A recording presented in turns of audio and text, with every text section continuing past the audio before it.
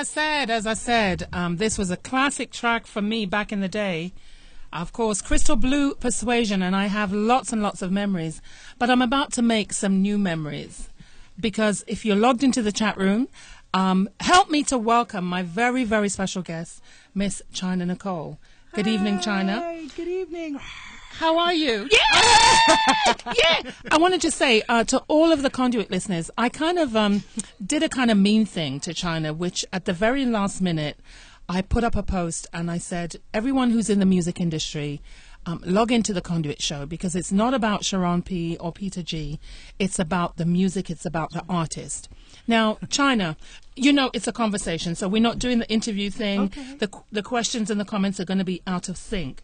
But I'm intrigued because the thing that most resonates about you as an artist is that you have this album and your hook is 20 years in the making. Yeah.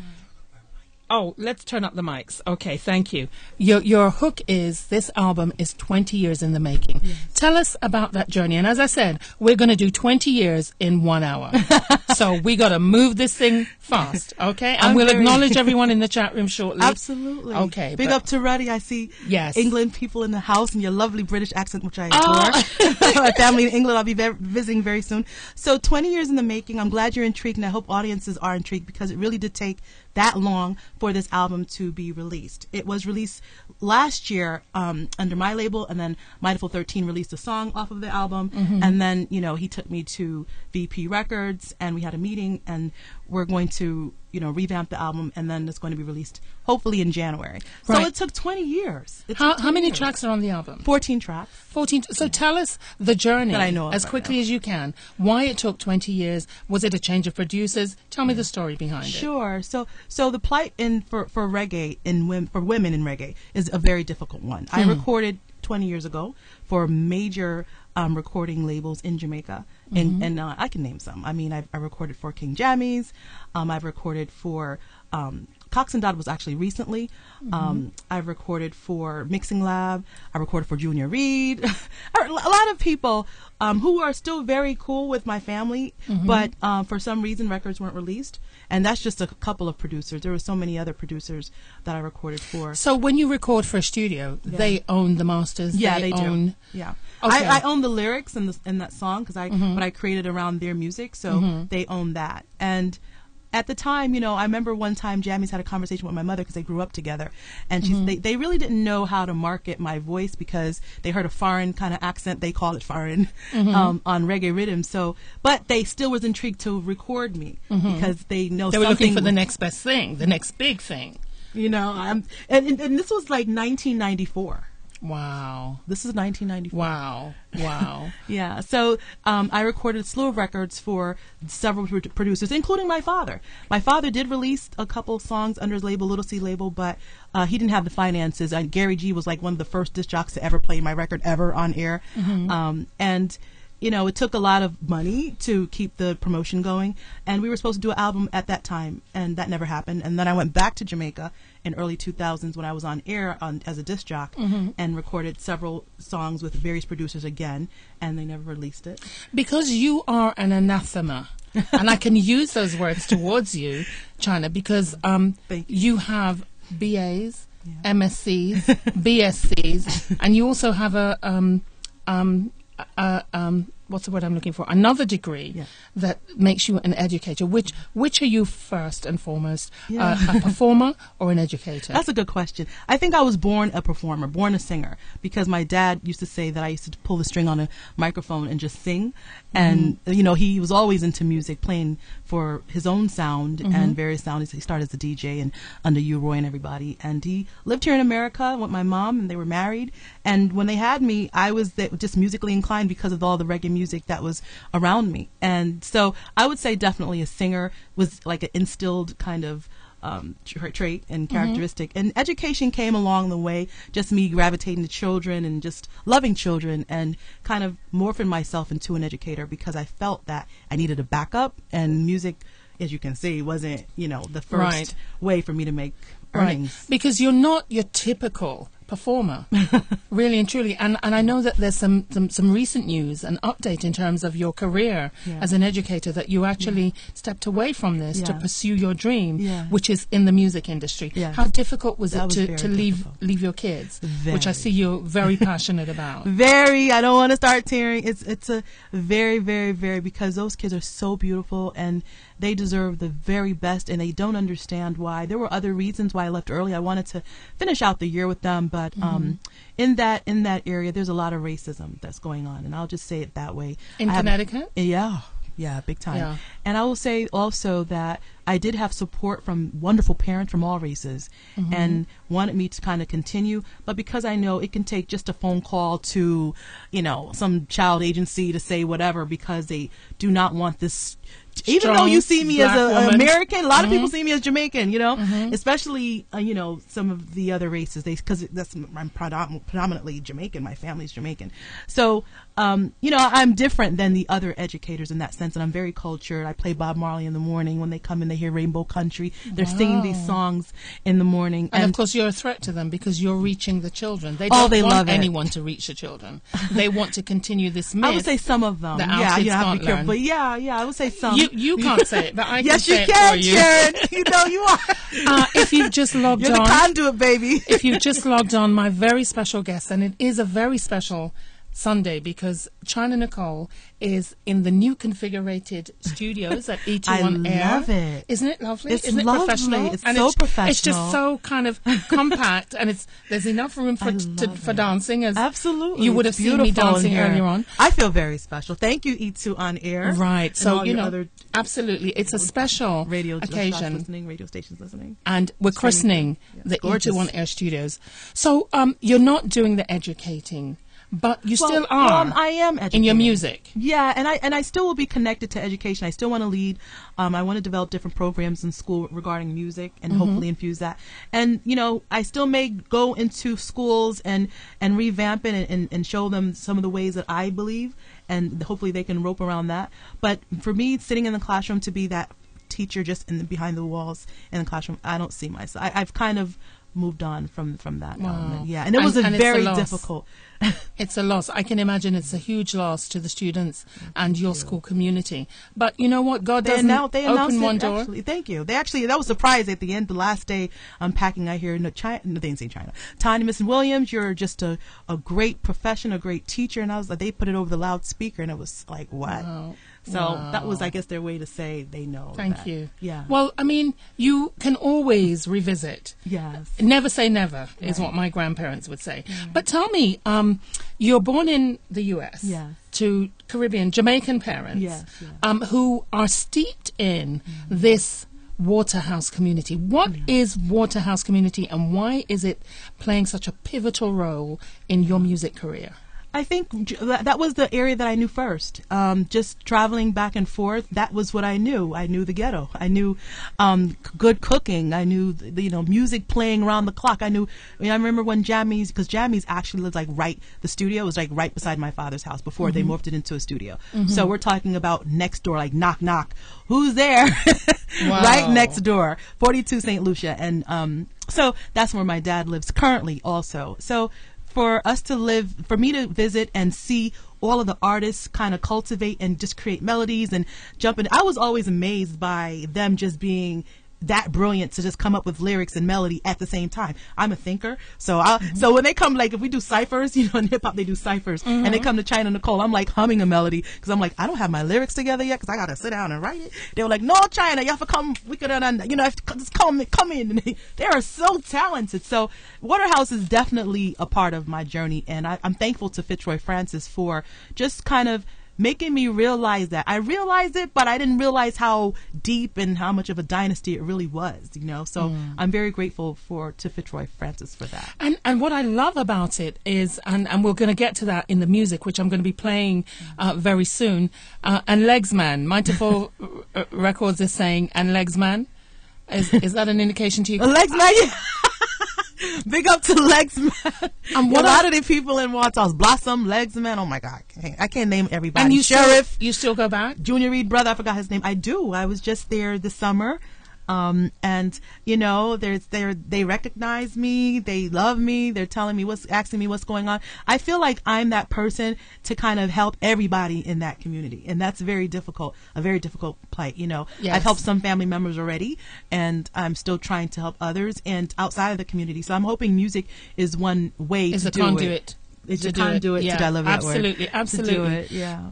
What I wanted to say to you, do you see yourself as, I don't want to use the word conduit, but do you see yourself as a bridge between foundation and now? Because there seems to be a disconnect between the standard and the the word I'm looking for, the cutting edge music that pertained then and what we're seeing now coming out of, I don't want to say a ghetto area, Right. downtown. Right. Well, you know, people like you, Sheron, and I think, you know, the radio broadcasters and people like you who are part of the culture, a rich part, and are able to help define who we are and what we do. So I think you just kind of perfectly said that. I never saw myself in that way because I haven't gotten acclaim yet, even though, like, yeah, I have number ones here and there, but the world doesn't know who Chyna Nicole is. But I think that in this whole journey that we're doing together, you know, you're defining it, and you're one of the people to do that. Wow! So, thank you. We're so happy to be able to do that. And what I said, alluded to earlier on, when I put up on Facebook, Chyna Nicole was going to be my guest, and I said that you were a newer artist in the industry, and as a female, I really wanted the input of all of those people, all of my friends who are invested in the reggae music industry in the United States, particularly in the New York area, because there are some serious issues that I want to address with you as a female. Really and truly, because I know you're not afraid. You're not going to be afraid to be honest with me. As a female in the industry, why is it that other females don't support? You know, I don't know. I set up a page called for females to promote their own music there, because I feel like my page is my page to promote my music.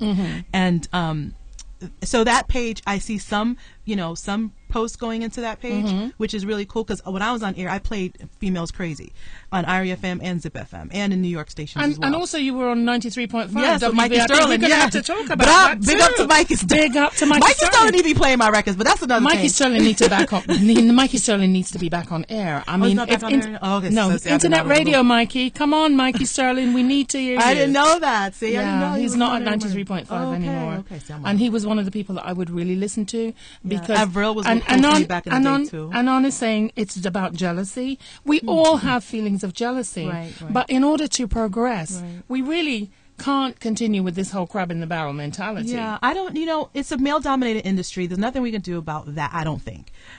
Women, for me, I feel like people who befriend me, it's such a, facetious business that people who befriend me, they're just trying to get connections. And I say that all the time. Ulterior motives. Right. So if you are, and then it is, let's just be real, like Bob Marley says, a rat race, it's a competition. So, if you're going to befriend me, we can befriend each other. If I support you, support me. But if I don't see that, then you're not on my page. Then I'm not trying to be funny, but and then it's not like anything. And if I see them on the street, they still give me love. It's still love. But this is like my business.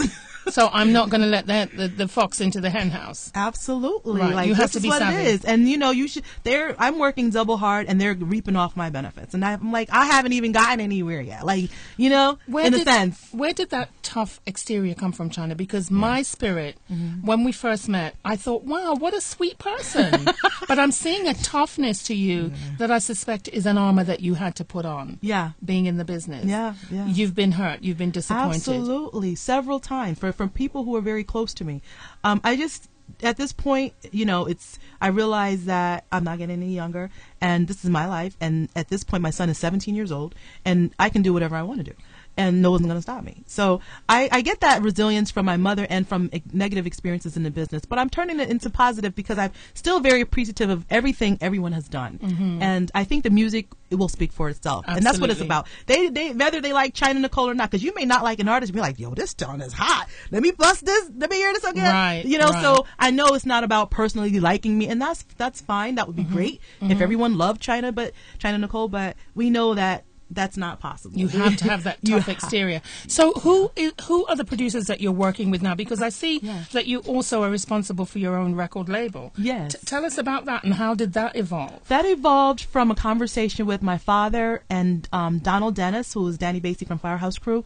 We were in a living room in Waterhouse and thinking about how we should really get this album together and what label. And so we went to John first of King Jammies, because John is like my brother.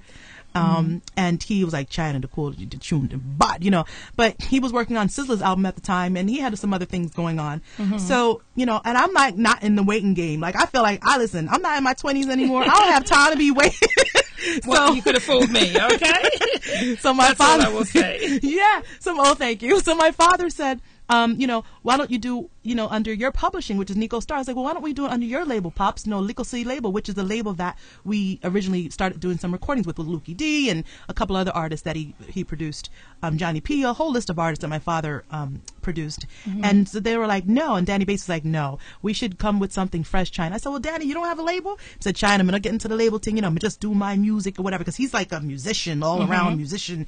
So not concentrating on the business side of the music. And we're kind of ignoring what's going on in the chat room. But and that's when they told me to use my own, my publishing. I had a Nico Star publishing under ASCAP for my previous writings and recordings. Right. So that's when we morphed Nico Star Music, my label. Because that's the other thing that sets you apart from a lot of female artists out there, that you write your own material. For a long time. There was That's probably one of my strengths, my mother's. There was a quote that I was looking for when you talk about the blank page and the creativity that just sparks from it. Yeah. And I thought to myself, wow, that's so profound as an artist. Wow, you're really doing your research here. Well, it's the Conduit show, baby. You got to have a conversation. You got to have something to base the conversation on. And I can imagine that a lot of perhaps the animosity comes from the fact that you are somebody to be feared. Not just now. You think? Absolutely. Wow. And this is not blowing smoke. Because real recognizes real, as I said to somebody else. Your spirit, you may get knocked down, but that spirit, that indomitable spirit, will rise, and it will transcend all of the dross. Thank you. And you will rise above it. And I understand that it's a very difficult industry, because those people who hate will try to detract. They will try to discourage. They will come bearing gifts. But beware of Greeks bearing gifts, as you're well aware. But you know what? We're going to kind of concentrate, or just kind of focus on what's going on in the chat room. And then we're going to get to the music, because it's already 8:31 and we haven't scratched. This is so fun. Thank you for having me. I love this show, Sheron. Well, you have to have that female perspective, because only a woman can relate to another woman and the struggles that you're going through. Before we play one of your songs, or actually, you know what? Maybe we should just play one of the songs, right? Okay. And I know you're going to kill me. I got the music. Don't worry. Good. But tell me which you would like me to play. Let me find the playlist here. And put it all together just like this. Now, these tracks here don't have titles, my God. but I can find the titles. Don't worry. Okay. I just need to go back into here. See, I'm on the ball today, because the last time we did this would be, because that's the record that Danny Basie, created for me, recreated from the Studio One rhythm, and then sent it to me. And I'm like, Danny, this is hot, but I don't want you to change the bass. And my father really just made that happen. And Danny Basie was in the studio with me, and it was just magic. And we shot a video in Jamaica in the studio, Anchor Studios. And when Fitzroy heard it, he was fell in love with it, and was like, he want to release it for me, re-release it. And he did that, and he did a great job with promoting it. And I'm very thankful, Fitzroy Francis, Mindful 13 Records, for you doing that. How did the connection between yourself and Fitzroy come about? So Fitzroy, when I was in Jamaica in the early 2000s, still doing music and on air, he was around Jammies, which was next door, because he was still working with Black Uhuru and those projects. And I just have to see him, and I was working with this other producer that was just like his best friend. So we always used to see each other and smile and say hi. But that's, it was just like a friendly, And then we reconnected just through Earl Holder, who masters my music, on Facebook last year. 2013, sorry. Yeah, last year. So we're still in 2014. Yeah, so we reconnected in 2013 and on Facebook through Earl Holder. So is Mighty 413, you're a manager or producer? So, or, no, or right? just in your camp? I think we will always have that musical, divine connection, no matter if I get another manager who's able to really concentrate only on Chyna Nicole, or, we would always be doing music and we'll always be musically connected forever. So let me say that. So right now he is still managing me, but he's always open to co-managing. He leaves that door open because he knows he wants the best for Chyna Nicole. I think he wants the best for all of his projects. And all of his projects, yes. So to speak. Because He is a very interesting person. Very interesting. A nice person to sit and reason with. Yeah. Because he just gives you a different perspective. Yeah. And as we're talking, let's just say big up to Mr. and Mrs. Francis. Yes, big up to Mr. and Mrs. Francis. All I can say is all who can't married is but without win. But love the posts on Facebook. You guys look very, very happy. Empress is a nice woman. Yes, and to Empress Culture, big up herself. And oh my goodness, I gotta say hi to Caribbean Vibes, or no. Oh God, I'll get it in a minute. But you know what? You wanted us to play the track. Yeah. Take Me to the Moon. Take Me to the Moon. And I'm going to play it right now, and then we're going to get back into a little bit more chat. And thank you, Clinton Lindsay. Go ahead, say that again. Thank you, Mr. Clinton Lindsay, Sir Clinton Lindsay. It was on his chart. It made it to the top 5, and I'm very appreciative. Wow. Yeah. Congratulations on that one. But you've got some other number ones out there. Yeah. All right, so let's get to the track straight away.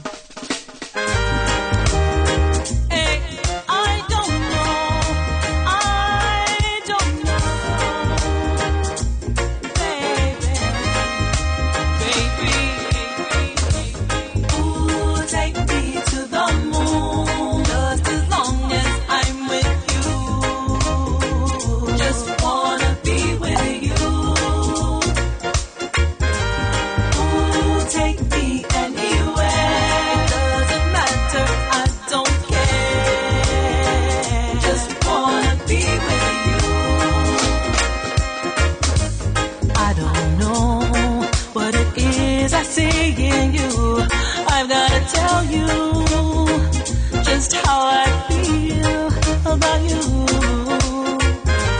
Could it be your smile is so sexy, the way you dance when you're rocking me? Ooh, take me to the moon, just as long as I'm with you.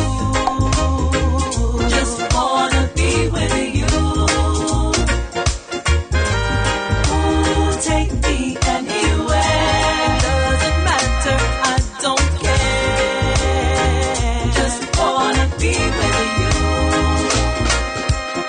Let the music play again.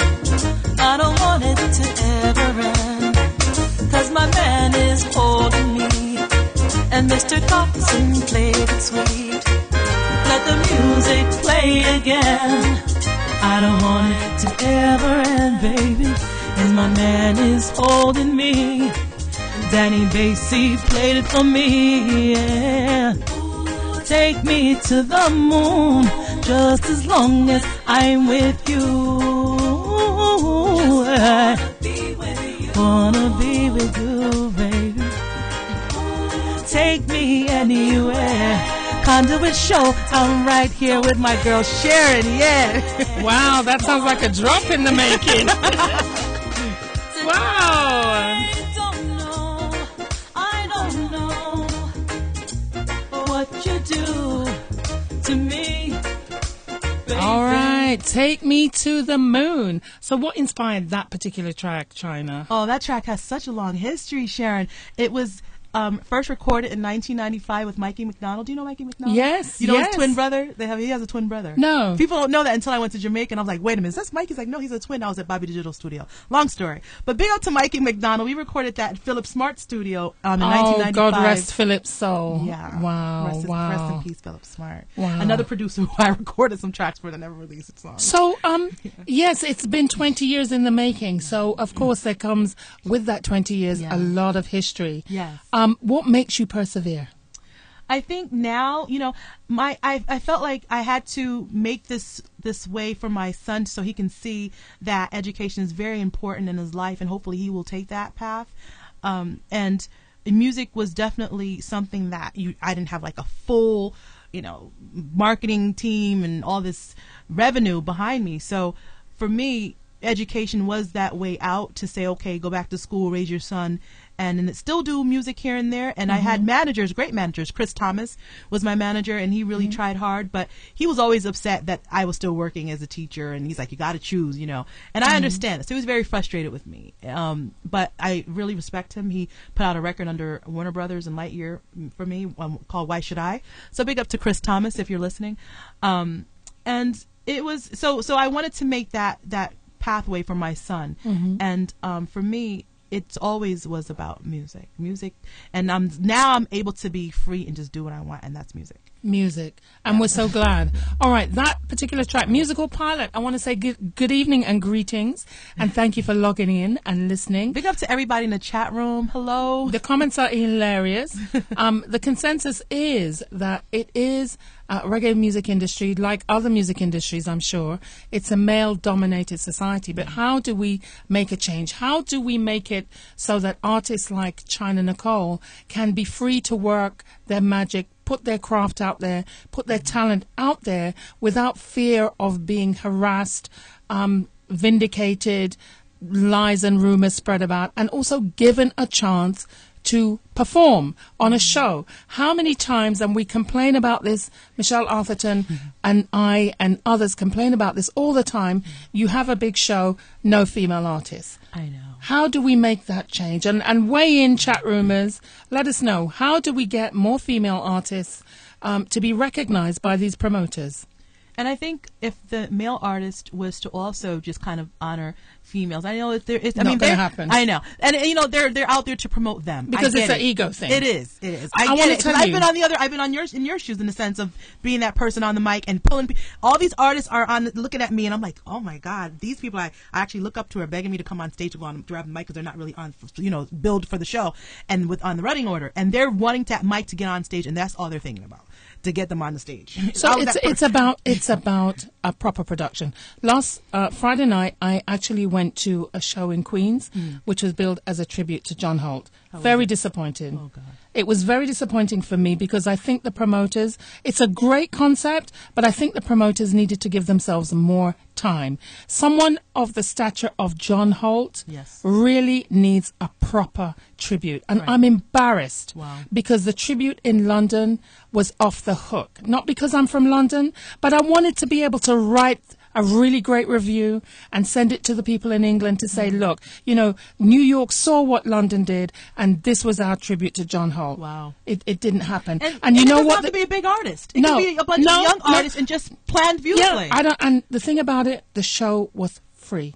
Oh. Yes, they had a crowd, a small crowd, but I thought the place would have been, standing room only. And the other disrespect that was there, Sister Carol was the only female artist that was recognized in the crowd, and she was there the whole evening, and they waited until the show was over to call Sister Carol up on the stage, and I think that is such a big disrespect. And I'm saying it on the Conduit show, promoters and DJs, please, if you can't respect the women, don't invite them to your show. Okay, I'm very angry because everybody was leaving, and she was a consummate performer. The lights were on, and she had the mic, and she was trying to perform, but people were leaving. That's ridiculous. And I thought, and this is someone, a veteran in the business, has been. Well, this is what I'm saying. This is the height of disrespect. Yeah. And it's a Conduit show. I'm not afraid to speak it as it is. Let them talk. Well, let them talk if they're talking. Rest in peace, John Holt. I love you. I'm sorry our record never came out. Hopefully we can still do something with it. Well, this leads me to the other point, and we're going to get to the music. We're going to race through it because it's almost 9 o'clock, and we need to go drink some champagne. Yes. Right? What happened to Koi? I thought he was coming with you. I reached out to him, and so I don't know. Okay, whatever. You're here. That's the main thing. Koi is cool. We're just cool. He's a good engineer, and he supports Chyna Nicole because So he's supposed to come through. But he Right. respects your show a lot, and he's very grateful for the connection. So I Well, should say you that. know, it's all about conduits and connections. That's what a conduit is. It's like, you know, there was a post on Facebook that was very, very interesting, and I'm really dropping you in it because I know you can handle it. Yeah, go ahead. Most other artists, I wouldn't do that to them, but I know you're going to come back with a wonderful answer. Mm-hmm. There is a post on Facebook that I shared on my page that talks about the general public now getting to understand that a lot of these pop artists especially are manufactured. Their voice is auto-tuned. They can't sing to save their life. Right. What